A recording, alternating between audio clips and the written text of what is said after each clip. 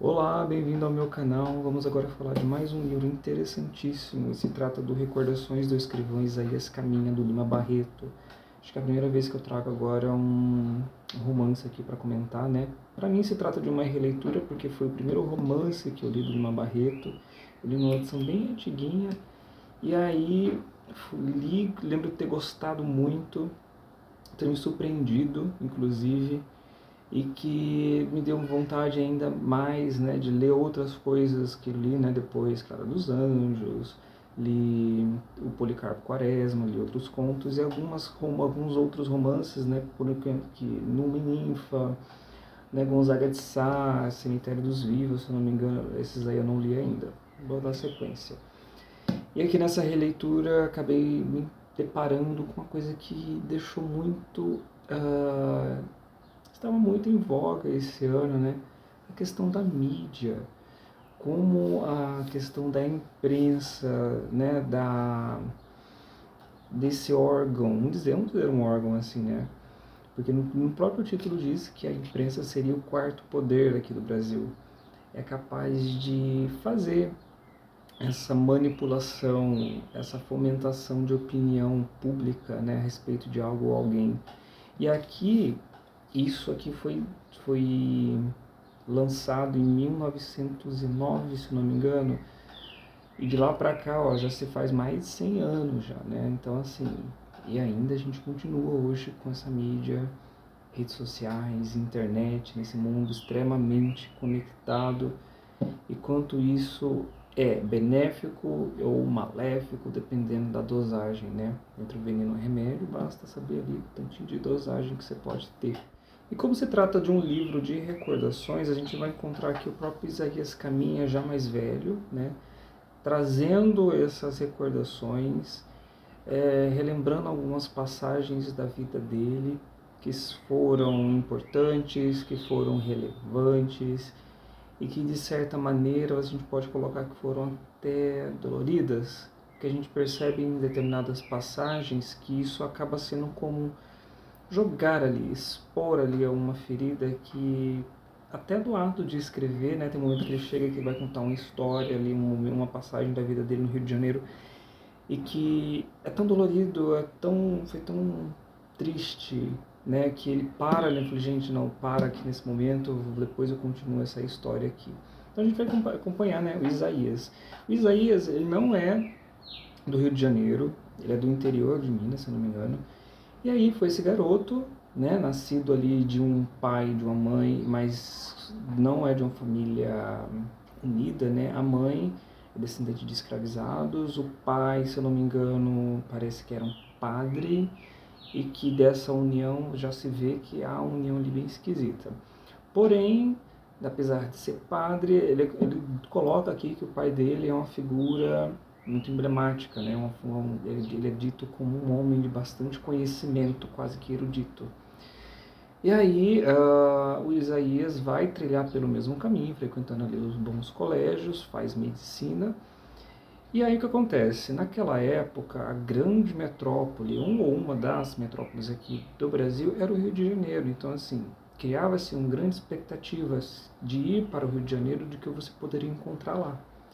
E não foi diferente com Isaías, né? Ele faz a medicina, termina, e aí, por ajuda de um amigo da família, ele recebe uma indicação de ir para o Rio de Janeiro. Ele vai receber uma carta, né? Ele vai ter uma carta de indicação para quando chegar no Rio de Janeiro ele entregar a um deputado lá, se não me engano. E nessa partida para o Rio de Janeiro, o livro ele tem uma grande divisão ali, não digo assim proposital, mas quando você vai ler, você vai percebendo, né? Nessa primeira metade do livro, você vai acompanhando como ele vai se estabelecer no Rio de Janeiro e nesse momento ele vai percebendo como é que se dá as relações ali no Rio de Janeiro. E nesse segundo momento, depois que ele se estabelece ali economicamente, financeiramente, enfim, ele vai começar a contar como é que funciona ali dentro da imprensa, né, dos jornais, né, de como é as pessoas que estão por trás das notícias, como é que elas costumavam maquinar as coisas. Antes mesmo de chegar no Rio de Janeiro, ele já percebe um comportamento estranho por perto ali dentro do trem. Ele havia pedido alguma coisa ali dentro durante a viagem e aí demorou para trazer, né, para trazer o que ele tinha pedido. Só que aí um outro rapaz branco foi também pedir uma coisa lá e o negócio dele ali, ó, foi rapidinho para trazer. E aí o que acontece? Ele foi reclamar. E nisso que ele foi reclamar, as pessoas já, o cara que estava atendendo já não gostou da reclamação dele, né? Aí ele já foi ali, olhando aquilo com certa indignação. Ele fala que teve uma raiva muda, né? Porque não ia ali falar abertamente, mas surgiu ali uma pontadinha de raiva da parte dele. E na segunda vez, é quando ele já está instalado ali dentro de um hotel. E o que acontece? Nessas andanças, né, dele, porque quando ele chega ao Rio de Janeiro, a primeira coisa que ele vai fazer é tentar encontrar o deputado e entregar a carta, né, que foi encomendada lá pelo colega coronel lá do Minas Gerais. Só que ele não consegue encontrar esse deputado de maneira nenhuma. Ele vai andando aquele Rio de Janeiro por dias e dias e dias e ele vai vendo o dinheiro dele acabando. E aí o que acontece? Ele está lá no hotel e vê que o dinheiro está acabando, ou seja, não vai dar nem para pagar o hotel. Acontece um furto nesse hotel. E aí as pessoas são chamadas para depor na delegacia. E chegando lá, só pelo fato dele ser uma pessoa negra, ele já é meio que olhado de certa maneira. Na página 68 dessa edição aqui, né, quando ele chega lá para conversar, ele na delegacia, ele vai observando os outros casos ali do delegado, falando com outras pessoas, e o que acontece? E aí depois o delegado se dá conta que também tem esse caso do hotel, né? Aí ele fala ali, ó, é o caso do Genicale, que é o nome do hotel, já apareceu o tal mulatinho. Aí depois o próprio Isaías comenta: não tenho pejo em confessar hoje que quando me ouvi tratado assim, as lágrimas me vieram aos olhos. Eu saíra do colégio, vivera sempre num ambiente artificial de considerações, de respeito, de atenções comigo. A minha sensibilidade, portanto, estava cultivada e tinha uma delicadeza extrema que se ajuntava ao meu orgulho de inteligente e estudioso, para me dar não sei que exaltada representação de mim mesmo, espécie de homem diferente do que era na realidade, entre ente superior e digno, a quem o epíteto daqueles feria como uma bofetada. Então já vai dizendo que, por mais que ele tenha tido aquela formação ali lá em Minas Gerais, né, quando ele chegou no Rio de Janeiro, ele viu que a coisa é mais embaixo, não era bem assim. Você pode ter ali uma boa formação, mas ainda o seu fenótipo, você é negro, então há de se dizer muito disso. E mais embaixo ele continua, né? Entretanto, isso tudo é uma questão de semântica. Amanhã, dentro de um século, não terá mais significação injuriosa. E aí, coitado, né? Ele já imagina que dentro de um século não haveria mais isso. Mas aí, meu filho, estamos falando de Brasil, né? O que mais me feriu foi que ele partisse de um funcionário, de um representante do governo, da administração que devia ter tão perfeitamente como eu a consciência jurídica dos meus direitos ao Brasil e como tal merecia um tratamento respeitoso. Mas né, viajou legal aqui nessa imaginação na verdade imaginação, idealização só porque é um funcionário público, né, as pessoas deveriam tratá-lo como tal, né? A gente está tratando aqui de um Brasil pós-abolição, né? Então, Isaías imaginava que o tratamento seria diferente. Acabou a abolição, não tem mais que ter esse tipo de tratamento. Mas aí a gente já percebe que ele se enganou. E como eu falei, né, de ter que recordar essa parte dele ter sido chamado de mulatinho, né, de ter ido parar atrás das grades ali por um certo período, isso foi algo muito doloroso para recordar. Mas tinha um objetivo ali dentro do próprio Isaías de colocar isso no texto. Mais adiante, no capítulo 6, ele vai falar sobre isso, né? Ó, penso, não sei porquê, que este meu livro está me fazendo mal. E quem sabe se exercitar recordações de sofrimentos, avivar as imagens de que nasceram, não é fazer com que, obscure confusamente, me venha sensações dolorosas já semi-mortas?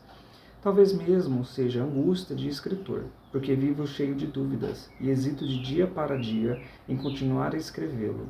Não é o seu valor literário que me preocupa, é sua utilidade para o que fim almejo. Depois ele fala, né, que ele não é literato, né? E aí, dessa parte que ele não é literato, é porque depois que ele foi trabalhar no jornal, ele já percebeu como é o tratamento ali que a galera do jornal dá para a galera da literatura, né? A bajulação que há ali, por qualquer coisinha que eles falam e o nome acaba sobrepondo a própria obra. E aí o que acontece? Ele vê que aquelas relações que há ali no Rio de Janeiro não são benéficas, né? Há muito clientismo ali. Você só é bem tratado se você é conhecido de alguém, se você tem algo a oferecer, né? A carta que ele tem que entregar para o deputado não tem ali o resultado que ele esperava. Então ele precisa de uma outra maneira arranjar um jeito ali de viver no Rio de Janeiro, né?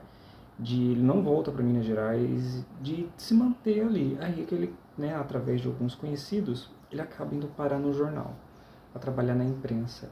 E aí, o que acontece? Aí entra a segunda parte. Porque nessa segunda parte, ele vai ali detalhando como é que cada um ali dentro da sua seção, ali naquele jornal, né? Ele vai lidando com umas coisas, como é que eles vão atrás da notícia de a ponto de aumentar a coisa, de inventar coisas para aumentar texto, como é que a galera ali que vai elogiar uma obra literária sem saber alguma coisa ali, vai começar a tecer elogios ali a rodo e né? Enquanto, né, viram a cara ali para outras pessoas que poderiam estar iniciando também. Então ele vai percebendo essa certa parcialidade que há dentro. Aqui na página 116, ele vai comentar um pouquinho sobre essas visões, perspectivas que ele vai tendo ali junto do trabalho. Naquela hora, presenciando tudo aquilo, eu senti que tinha travado conhecimento com um engenhoso aparelho de aparições e eclipses, espécie compartilhada de tablado de mágica e espelho de prestidigitador, provocando ilusões fantasmagóricas, ressurgimentos, glorificações e apoteoses com pedacinhos de chumbo, uma máquina Marignoni na estupidez das multidões. Era a imprensa, a onipotente imprensa, o quarto poder fora da Constituição. E mais adiante, ele vai falar a mesma coisa. Participar de uma redação de jornal era algo extraordinário, superior, acima das forças comuns dos mortais.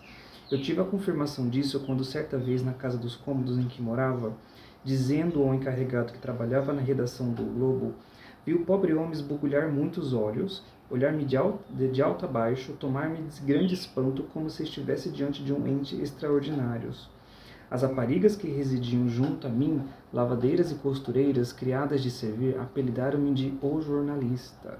E mesmo quando vieram a ter exato conhecimento da minha real situação no jornal, continuei a ser por esse apelido conhecido, respeitado e debochado. Interessante que assim, ele deixa também como exemplo disso a maneira de como está disposto as coisas dentro do local de trabalho. Ele vai falar que aquele local é pequeno, abarrotado de coisas. Isso transparece essa bagunça que é essa imprensa, né? Na página 120 ele vai colocar. Os redatores escreviam uns em cima dos outros, na revisão que ficava misturada com a composição. Não se podia andar. E pela noite os bicos de gás sem vidros iluminavam tudo aquilo lobregamente, com grandes hiatos de sombras como um porão de navio. Pela sala em que esses dois departamentos funcionavam flutuava um forte odor de urina, desprendido de um mictório que existia entre as duas caixas da tipografia. No dia que notei isso, não fazia 8 que um artigo furioso atacava o governo pelas más condições higiênicas do Hospício Nacional dos Alienados, ou seja, uma galera que está ali atacando o governo por causa das más condições e não olha para as próprias condições. Enfim, e ele vai tecendo as críticas ao jornal. E assim, gente, isso daqui carrega muito da obra do próprio Lima Barreto. O Lima Barreto trabalhou no jornal, né? Ele teve ali, até montou o Floreal, se não me engano, estava lendo um pouquinho sobre a biografia, essa biografia aqui, ó, escrita pela Lília. Eu não li ela inteira ainda, tá? Eu só li o capítulo que fala sobre o Isaías Caminha. E aí o que acontece? Ele também teve ali sua revista, se eu não me engano, e aí depois ele estava escrevendo, né, o próprio Recordações e o Gonzaga de Sá. Ele estava com esses dois livros para escrever. Só que ele decidiu fazer o quê? Lançar o Recordações do Isaías Caminha. Como se a gente percebe, não é um livro que vai agradar muita gente. E principalmente do porquê da crítica que está aqui dentro, né? E aí ele não era muito bem visto. Ele correu ali por fora para conseguir ter o seu lançamento, foi lançado e assim recebeu várias críticas, para não dizer boicote da própria imprensa, obviamente, né? Não vai ali elogiar um livro que vai atacar o próprio movimento, né? A própria vida do Lima Barreto foi uma vida muito triste, trágica, né?